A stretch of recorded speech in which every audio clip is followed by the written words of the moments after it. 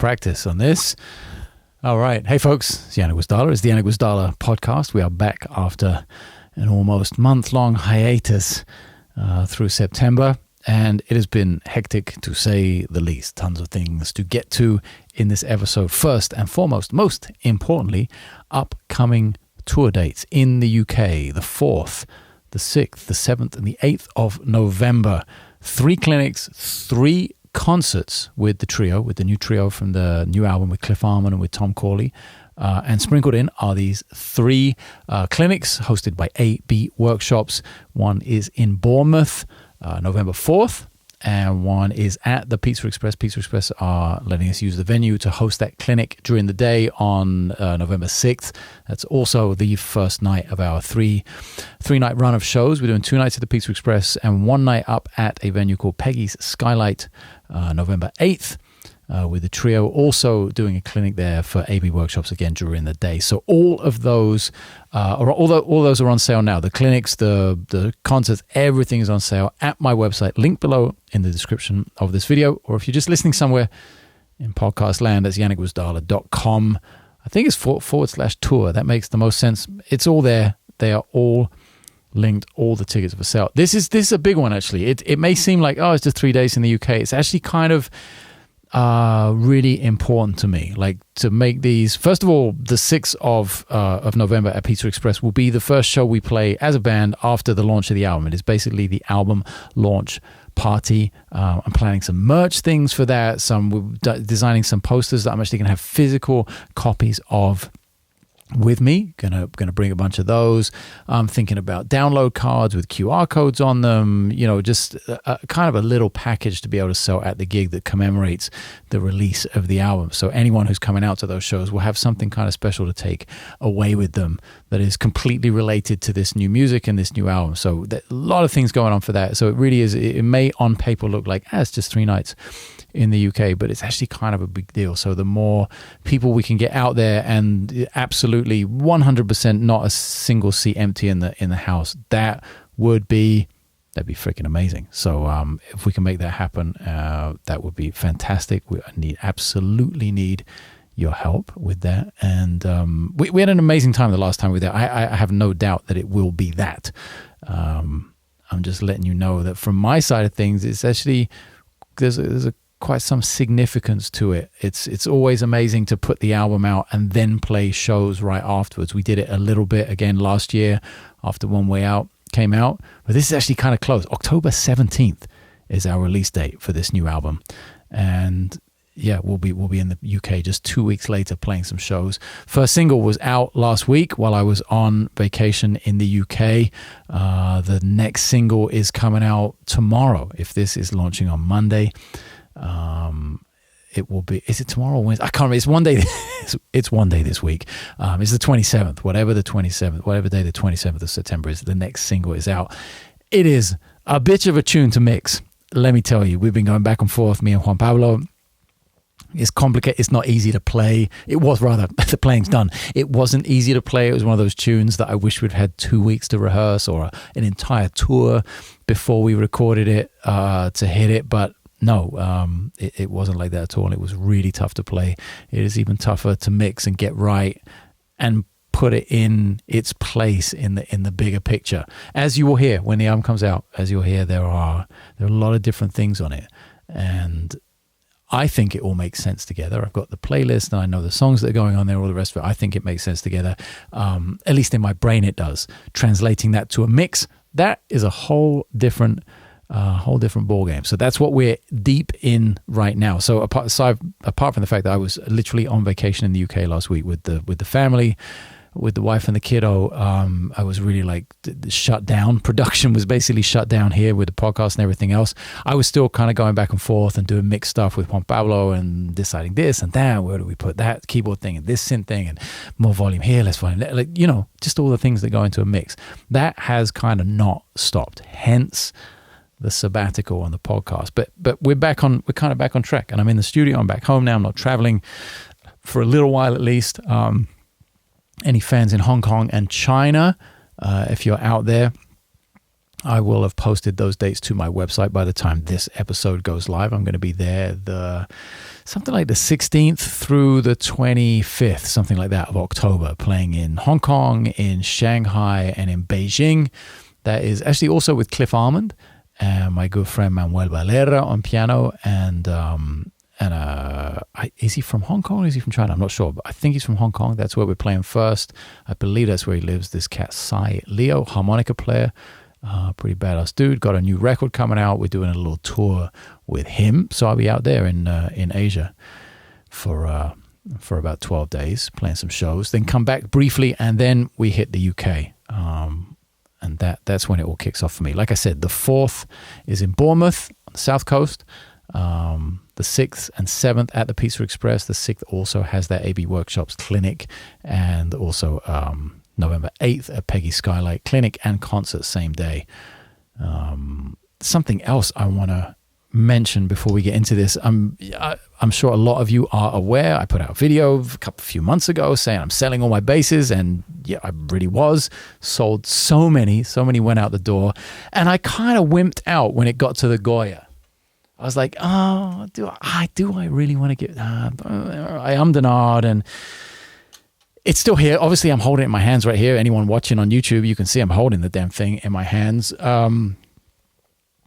I am still getting rid of it. It is leaving. It just hasn't done yet. I took it over to Juan Alorete a couple of weeks ago so he could have a look at it. He has 2 of these bad boys.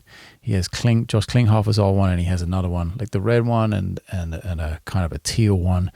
And I took this one over, and I got to say, I think we both agreed that this one sounded the best out of all 3 of them. And he, despite having 2 of them already, he's such a massive fan of them. I was like, well, look, man, I'll wait for a minute, and give you first refusal. He's like, maybe I'll sell a bass. And he wasn't 100% on it, but he wasn't 100% whether he could do it, but he definitely wanted the bass. So he's kind of has first refusal on it right now, but it is still available. It is actually up on my website for sale. I'm going to speak to him before this episode goes out. So if it's still there on the website, just want to let you know it is leaving. As much as I sort of had some almost seller's regret on it, and that's why I just put it back in the case and threw it in the storage for a month or so. I was like, oh, am I really ready to let this one go? And yeah, I got back from vacation and I was like, yeah, you know what? I actually am. It is such a beautiful instrument. And somebody randomly emailed me about it and was asking me about specs. And I was like, yeah, I love it. I really love it. I've played it on a ton of records, but it hasn't seen any action in quite some time. And I'm ready to let it go and create some space for other stuff potentially coming in the future. So that's up on the website for sale. I don't think I posted it to Reverb. It's just up on my website. And a 6-string that I have here. This J. Ferro Denair, I think is the model. Pretty straight ahead, double cut, 6-string, really solid bass actually. Kind of that low, I think it's 34-inch scale, so it's got that low singing kind of piano-like B string, and it kind of sings. Has some nice sustain in the top end as well. I always like the C string and the B string on this, but my hands are just not built for a 6-string. It turns out, especially on one like this, which I play not extremely, but definitely the comments I get about my bass, about the string spacing. It being 16.5 millimeter are always like, man, that's pretty tight. How do you play like that? This is definitely not that. I don't think it's as crazy big as like 19, like a Yamaha or anything like that, but it's definitely not 16.5. And just the neck width, I don't have very big hands at all. So it never really, as nice a bass, a nicer instrument as it is, it never really suited me in terms of the neck width. So that's another one. Those 2 are up on my website for sale right now. Just wanted to mention that and throw it out there. It's just been so long. I literally wrote myself a list here because there have been so many things going on. Like the pre-sale is obviously going on until the album comes out October 17th. I can't forget to mention that. Amazing support the last months with you guys getting involved in that. Cannot thank you enough. It really makes the thing we're going through right now, the mixing and the technical thing and all the other stuff, the production, and the inevitable sort of even like sort of leaks into the production of merchandising. It makes a bunch of other things possible. It allows me to add more things to the package, to the value of the product at the end of the day. So I very much appreciate that. While I was in the UK, this is something I have to report on. While I was in the UK, I did sneak in kind of a half day of work. Well, it was meant to be a half day. It would have been a half day. I actually only worked for a half day, but London, as I'm sure all of you listening from there are well aware, I wasn't because I haven't lived there for 25 years. London is fucked. I was staying out, just out by the M25 in a place called Leatherhead. If you're listening from Mongolia, that might not make a lot of sense, but you can look it up on a map. It's really not that far from central London. It's, I don't know, 10 miles or so. It's really not that far. And it took 2 hours and 17 minutes to drive from the house into Soho. I made an appearance I did a shot a video. Like, it's like one of those videos that SBL has been doing on the main channel. They did one with Guy Pratt. They did one with Henrik Linder. They've done a few of these sort of bigger productions. It's kind of the podcast. It's like that style of interview, but it's a slightly bigger production. It's obviously not on Zoom. It's in person. There are some, like I mentioned in my blog recently, there's the string change challenge, which I did, and it's just a much longer form thing than I believe their podcast normally is. Like, I've checked out a few episodes of the SBL podcast, like audio episodes when I'm on the go, and they tend to be, I don't know, I should check out some more. I haven't really checked out enough to comment on it definitively, but I get the feeling it's kind of an hour long thing, sometimes even less. I know the one I was on earlier in the year, when I looked, I was curious. I looked on YouTube and I looked at the episode. I was like, oh, wow, this is actually kind of much longer than they normally do. And I think we did just shy of maybe an hour and 45 minutes, something like that. This one, it was just me and Scott, and it was, I want to say we did the podcast portion, and it was 2.5 hours. It was proper like Joe Rogan or Your Mum's House or one of those kind of comedy podcast lengths. We definitely got into some shit and talked for some time. And then he wanted to shoot this other video. I guess they're making a series of videos called The Basslines That Made Me, something along that line. Something along that kind of concept. And I sent them in 5 basslines ahead of time and say, hey, these basslines were really important to me when I was growing up. So we shot another video that was almost an hour long just on its own. I'm sure they'll edit that way down. But yeah, that even that on its own was super long as well. So 2 videos coming out on the SBL main channel, shot both of those in London. And as I say, it was only a half a day's work. But the drive to and from the studio, especially with the family in tow and parking in central London, oh man, what a drag. I really feel for you guys and girls who have to do that. I'm sure a lot of you just do it on the train and don't bring your family to the session. But we didn't really have a choice. We wanted to move around and be in London and do all that stuff. So yeah, it was quite the experience, and nice to be in Dean Street Studios again. I hadn't been there in well over 25 years, since it was Joe and Co., since it was like Paul Hart's place. Or did he own it, or was I just there doing a session for? I don't remember, but I know I was around Paul Hart and his son George Hart, fantastic drummer that I used to know back in the day. I haven't seen him in a long time, but yeah, it was kind of a little nostalgia going on there. I used to go up there, and of course I used to work at Ronnie Scott's right around the corner, so was just always in that part of town. Super nice to be back. Another thing that's kind of is an option before the end of the year. I talked to Ian Martin Allison recently about filming some things specifically on the HX Stomp for bass players. So I want to get your feedback on that and see if there's something specific that jumps out. You're like, oh, I've always wanted to ask you or Ian a question about the Stomp because I use it. I believe he uses it a lot. I've seen a couple of videos that he's done about it. So I was like, oh, this might be cool. I think we use it in quite different ways as well. I think that's what will make it interesting, is when you have 2 people using the same thing, but in different ways. I think we can bounce ideas off each other. Like, so I have a bunch of ideas of stuff to shoot with him. Maybe there's something you've been thinking like, oh, what is this? Or how do you do that? Or why would you use it for this and not that? And blah, blah, blah. So let me know. Drop some comments below the YouTube video. I'd love to hear from you. And potentially we could make that happen sort of early December, we were talking about. We just went back and forth on text very briefly this week. So that would be interesting to get your feedback on that. Hear what you might want to hear from us. Another thing, which is sort of developing, besides an incredibly dry throat, because I haven't done this much talking on my own in some weeks. Another thing that's developing is a slight delay in the release of sort of the movie, the documentary, the behind the scenes thing that is going with the new album, because I didn't really feel like we got enough footage for the narrative in the studio. And we didn't really we played a show down there, which I was really looking forward to. Like, oh, we're going to have this amazing contrast in the documentary about the live show and how these tunes came together, and then the studio. And then it ended up, of course, why didn't I know this ahead of time?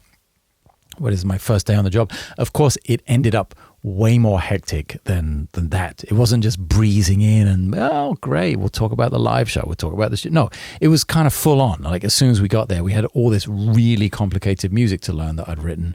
And before we knew it, the whole thing was over. And I was like, oh, I kind of missed a bunch of things. So what I am afforded by the time in the UK with these 3 shows, and I guess this adds to how kind of important they are for me, and having you guys and girls out there supporting this music is a massive part of what gives an extra vibe to the documentary, I think, because I'm going to be filming in London to get a way more sort of in-depth look at this trio, me, Cliff, and Tom, playing live, and what kind of goes into that, and being able to get the perspective of the album being recorded, mixed, mastered, and out, like literally released, and then playing live shows. I didn't get that chance before with One Way Out. It was a very much 3 days of filming, and then I edited that information and made the documentary out of it like that. So I'm giving myself an extra, I guess it'll be a month or 5-6 weeks or something after the album comes out to release the big video, the feature-length video. But really happy that it will now include some incredibly high quality and in-depth behind the scenes footage of the live thing, as well as the studio thing with these tunes, and just the challenges that will inevitably face us trying to play this music live. Some of the tunes we're simply not going to be able to. So there are a lot of moving parts like that. And it's a massive learning experience for me. I mean, even this, however many albums I am into my career and however many years or decades now I am into my career, it's still a massive learning experience. And every time I sort of put pen to paper and create new music, it creates new challenges, which to me is a great sign. That's very fulfilling. That might be the most fulfilling thing, is that I can still put pen to paper and come up with things that will challenge me and us as a band or whoever I'm working with. That is really encouraging and highly motivating, and at the end of the day, very fulfilling. So yeah, I'm really sort of excited to pump the brakes a little bit on the production of the video now, in order to have that footage to add to the studio stuff and put out something, I'm guessing, like, I want to say probably give myself to the end of November. I'll get home the 9th and give myself a couple of weeks to sift through the footage, create, the new part of the story from that footage, and then color and grade and everything, and edit the video. And then, of course, all these singles coming out, well, all of them, 3 of them at least. Night Watch, thank you very much for checking that out. That came out while I was in the UK. That was all sort of mixed and mastered and ready to go with the video before I left, and it just auto-launched. So I appreciate that. If you haven't seen it, I'll link that in the description below and in the show notes. Yeah, it's nice seeing and hearing that stuff come to life, and knowing that you... At least for me, like as I always say, I don't play for the audience in the studio. So when I hear that back and I'm satisfied with it, and I'm proud of what we did, that's a huge win. And the fact that a bunch of people, checked it out, and it's got some thousands of views now and lots of positive feedback is always a nice bonus. That's never the goal, but it is a very nice bonus, and I very much appreciate that. I hope you know that. And there's another one coming out, like I said, this week, and a third single 10 days before the album, so October 7th. We went September 17th, September 27th, October 7th, and then finally the album on October 17th. And I'm looking forward to doing some more things I've never done before with my own music, like playthrough videos, having the tracks and being here in my studio and just playing, taking out the bass as the play-alongs will be for everyone who's involved in the pre-sale, like I said. And yes, those play-alongs are going to be available after the album comes out. They're not going to be at this cheap price. Cheap is all relative. I know. I've had feedback on that. But definitely if you're on the pre-sale, that is the cheaper way to do it, because I will be putting a package together that's sort of significantly higher priced once the album is out. So the pre-sale is always the cheapest way to do it. And just like basically using those play-alongs to make some videos here and show you a kind of up close in a more controlled environment. And for those people who care, or those people who nerd out and want to see the nitty-gritty, like the real details, the still shot on the fingers, and see kind of what goes into playing some of these weird things that I wrote for the band, and for myself to play. For those of you who are interested in that, I'm going to be doing some playthrough videos. I see a lot of prog guys doing that. In fact, like a whole band, like a Periphery or a have I seen Animals as Leaders do it? I don't know. But a lot of those bands do it, and like each person in the band does a playthrough video, a drum playthrough, bass playthrough, guitar playthrough. It seems to be like a good way of spreading the word about the music, especially if people are going to come to the music through it being an instrument specific thing. Like I never, obviously the music hasn't been written. It's not like a bass feature. That's definitely not my concept. But if people are looking for bass music and things they dig from bass players, maybe that's a nice way to help introduce more people to the music. So I'm going to try doing that this time. Another, like I said, first time thing. And I wish I could talk about this shit right now in this episode. Can't do it, but I have a kind of a massive announcement next week. Something just really big in terms of shit. It's so hard to even say anything about it without giving it away, but it's a big one. And no, I'm not like playing with Sting or anything like this. It's not like I'm not about to go on the road for 2.5 years. I'm not doing the Pink gig or so I'm not doing the Ramazzotti tour or something. It's not that, but it's big for me, and just a big step, a big leap to take. Took it was a lot of years coming, and feel really good about it, and I'm really psyched to share that with you. Other than that, now I can relax. Like that's all the information, that's all like the catch up, the details of the last 2 weeks kind of are now out there. Tour dates, merch, clinics, pre-sale, all of that stuff, the bases that are going to be hopefully leaving and going to a better home. I'm sitting here looking at them and I don't feel sad about it either. That's a nice feeling. I'm like, I can't wait to get these out of here and know that they're going to a better home. Also the inquiries I've had about them, the Goya is a special thing when people are asking with the types of questions people are asking about it.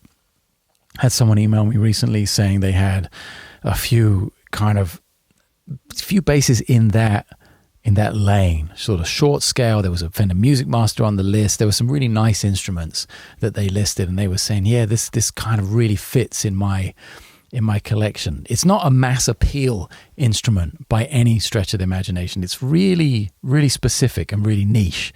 So I'm really psyched that I know it eventually will go to someone like that who's really looking to put it in the right place, and they're getting it for the right reasons. And they're obviously a fan of old school, vintage, short scale instruments. And this is a weird one. This is like not your everyday player. There are some instruments in my collection that I could definitely say, if I had to, I could just play this instrument for the rest of my life. I don't think this is one of them. Of course, I'd make it work if I really had to, but it's just been a nice flavor over the past 10 or 12 years that I've had it. And Yes, there will be some sadness on some level to see it go, but definitely it should be being played by someone.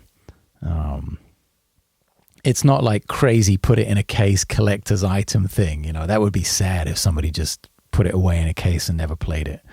It's not cheap, don't get me wrong. It's not cheap, but it's not priced in that ridiculous, doctors, lawyers type of, money, who are just going to collect it and never play them. So I'm pretty sure it'll see the light of day, and it'll see some gigs and see some people and stages and be recorded for many years to come. So very, very happy about that. Also, having gone back to the Mattison and played it on the whole record, and as we mix the record and I hear it really showcased in so many different ways. Like when you hear this record, you're going to say, oh shit, like that's one bass. Like I'm listening, I played it. I know exactly what it is. And I'm sitting here listening to the mixes and the roughs going like, holy shit, that's one bass. And that makes me really happy. Like there's no other way to put it. It just makes me really happy that I found the thing I can do kind of, well, at least on this record, everything I needed to. I don't doubt that in the future on some of these big projects where I go and travel, I will want to take multiple basses. I almost took multiple basses on this one. I almost took like the Triple P or something, or the Henrik Linder with me as another option. Really glad I didn't in hindsight, because there was just too much going on. But if I get the luxury of giving myself even more time on an album next year, on whatever the big project is in 2024, I think I mentioned before that I'd really love to go to Norway or Japan for the next one. Let's see. I really want to make a Live in Tokyo record. That is that's so high on the list of priorities in terms of my discography and recording and plans that I have for that. I would really like to work with the Cotton Club or the Blue Note, or just rooms I've played a lot of times before, and take Juan Pablo with me, and matching him with the incredible infrastructure they have at those venues already for recording. I think we could come up with something quite special, and the luxury of okay, so we don't get lockout days in a room to experiment like you would in the studio. It's not like I go and play 3 nights at the Cotton Club and I'm getting 3 chunks of 8 or 9 hours. No, of course not.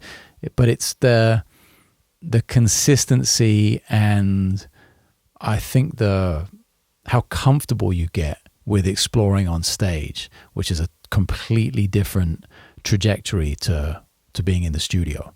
Those are just 2 completely different skill sets. And I like putting them together a little bit, like kind of crossing the streams a little bit on those 2 concepts, studio and live. And I like pressure as well. I like working under pressure.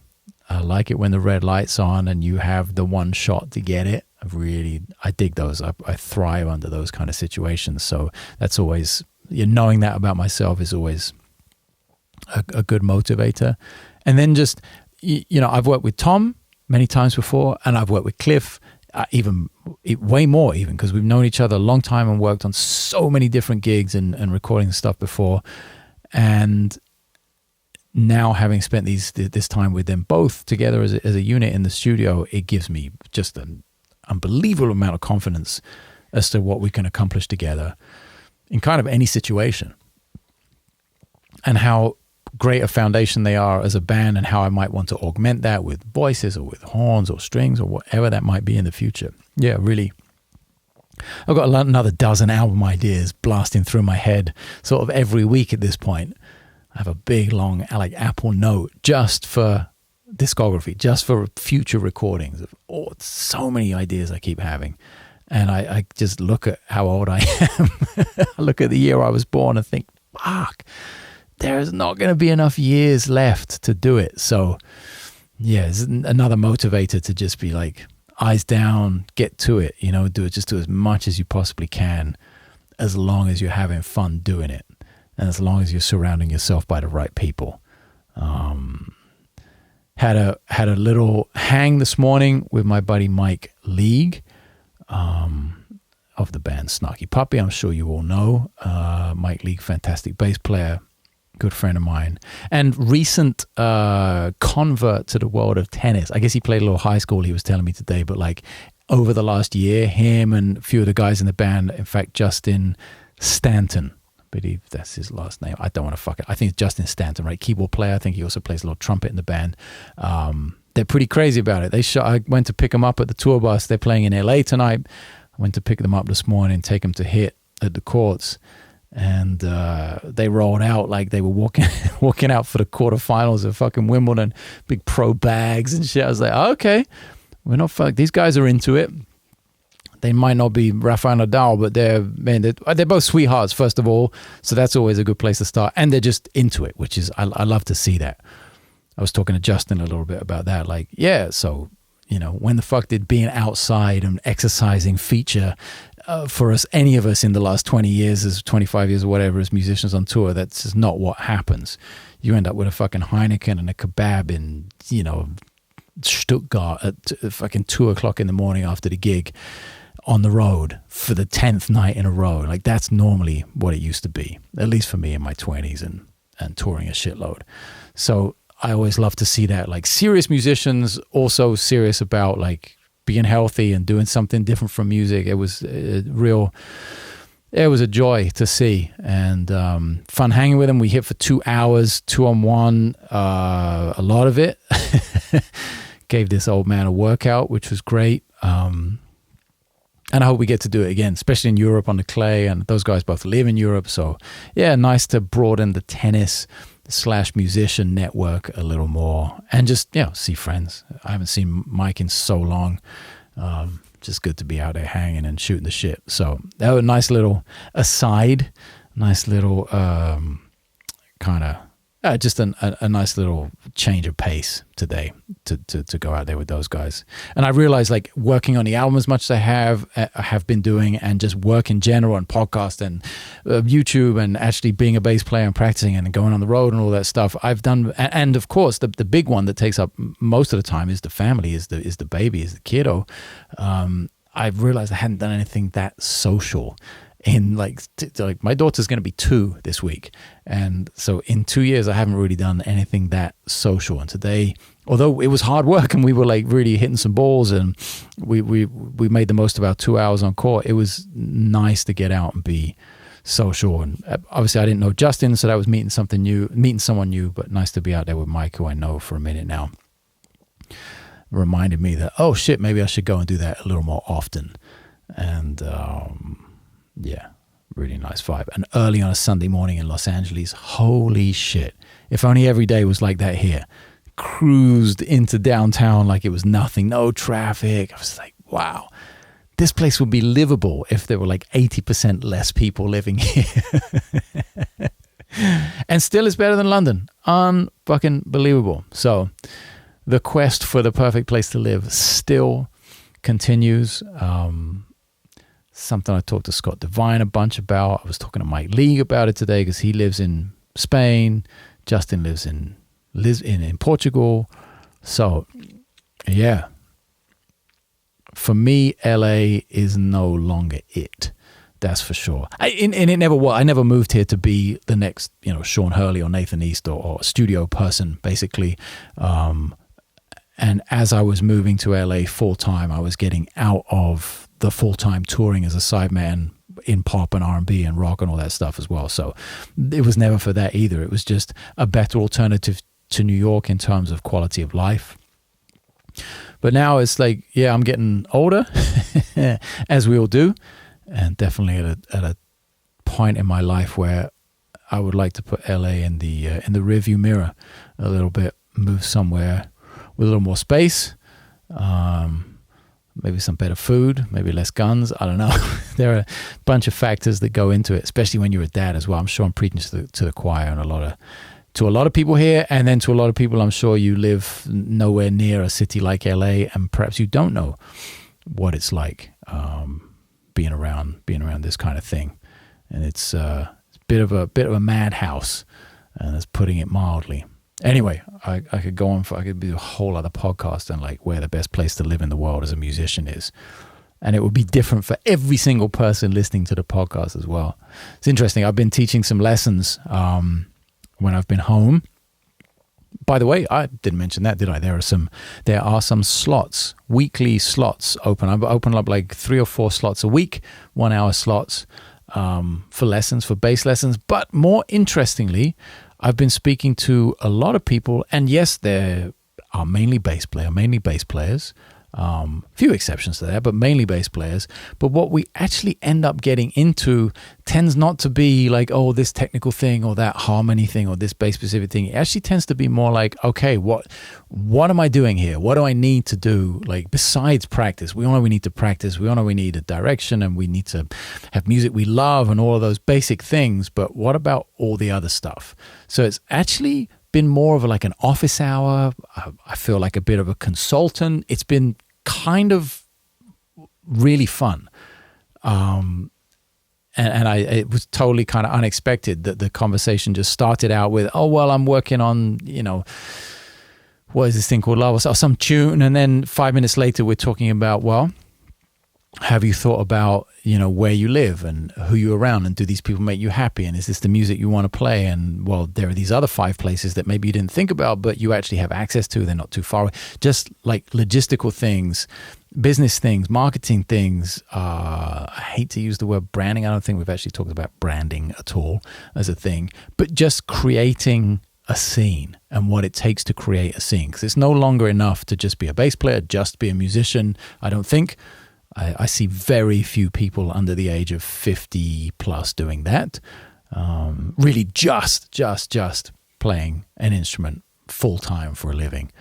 And having any prospects of like a future and a retirement and living a healthy, long, happy life. Those things don't seem to go together. But if you can be a little more aware of some options, and I from these conversations I've had with students and people who have come to me and taken these slots, and we've spent an hour on Zoom or whatever talking, is pretty clear that I've encountered a lot of people who are quite lost in that sense. And it's been amazing to just sit through and like sift through, go through the questions, and actually me ask them a bunch of questions and hear their situation and highlight just that thing from the outside. I know I could benefit from the same thing as well. I'm sure there's somebody who could look at my situation and be like, well, what about this, and this? And I'd be like, holy shit, I'm right in the middle of it and I didn't see it. So that's been really interesting to be that, that sort of macro view of somebody else's situation and offer some advice. So that's been cool. So don't get it twisted. Like it can be a bass lesson, of course. These hours are open for everything, everything bass and music related, but don't sleep on the fact that we could actually be talking about all the other aspects of your life and your career, and trying to help you move forwards with that. Because you can play bass as amazing as anyone, but if you don't have all the other shit together, it's probably going to mean very little at the end of the day. Or it might mean a huge amount to you, but nobody else will know that it's going on. So again, it all depends on, like, some people are very happy to sit there and just play for themselves, and that's amazing. But most of the interactions I've had over the past few months with these private 1 hour one-on-one things, it's just like, fuck, man, what do I do? Like, what am I doing wrong? What could I do more of? Show me some other options. And that's been awesome. Getting old sucks in a lot of respects, but one thing I do have is just experience. And having been to a shitload of places in the world and experienced them from all angles, and at different stages in my life and my career as well. Obviously, I'm not 80, 90 years old. I don't have that level of experience. There are people far more experienced out there than me. That much I am well aware of. But where I'm at now is not a bad place, apparently, because we made some definite headway with a bunch of these cats. Apparently not a bad place for giving some advice for forward motion. And at the same time, as I say things out loud, when I'm looking into somebody else's life, I'm like, oh, you know what? You idiot. Take your own advice, dum-dum. And it's actually given me some great feedback as well. So it's kind of just a win-win situation for everyone. So that's been really fun. By all means, I'll link them in the description below the YouTube video. You can go check out an hour with me. That sounds so weird, but it is available. And yeah, like I said, the new single coming out, holy shit, it's in 9. The working title is 9+4, because it's actually a little bit of 9 and 4. I've been playing this tune with Steve Smith in Vital Information called 8+5. That's what I was just trolling him a little bit on calling it that. It's not in 13, but it is the use of 9 and 4 in different sections, shall we say, and was quite the challenge to put together. And we have like T-2 days to finish this mix and get it arranged and out there to you. And the video edit's done. That looks great. Chelsea came down. She's like, whoa, that looks super cool. I was like, oh, thank you. She rarely praises anything I do. I guess that's just because she hears it all the time. And maybe that's her job as well, is to kick my ass. So the fact that she was like, oh, man, that looks really cool. I was like, oh, we might be onto something here. So on that note, on that positive note, I will leave you with all that information. Don't forget all of the tour dates. JanekGwizdala.com. Cannot wait to be out there with the trio. That is, all eyes are on that. And of course the 3 clinics while we're there for AB workshops. They're solo clinics for me. Bournemouth, London, and Nottingham. The 4th, the 6th, and the 8th. Those are all the clinics. They are all linked below. And that's it. Appreciate you hanging out. Your patience with the sabbatical while things were just crazy busy and vacation happened. Any of you out there with a 2-year-old know that you travel super far. If you've traveled 10 and a half, 11 hours on a plane with a 2-year-old, you know that it's actually not really a vacation. Even if you see family and you do this and you do that, it was a lot of work. So we will take a real vacation one day. But yeah, that was where we're at. Appreciate your patience with that. Thanks for making it this far into the podcast. That's it. See you next week.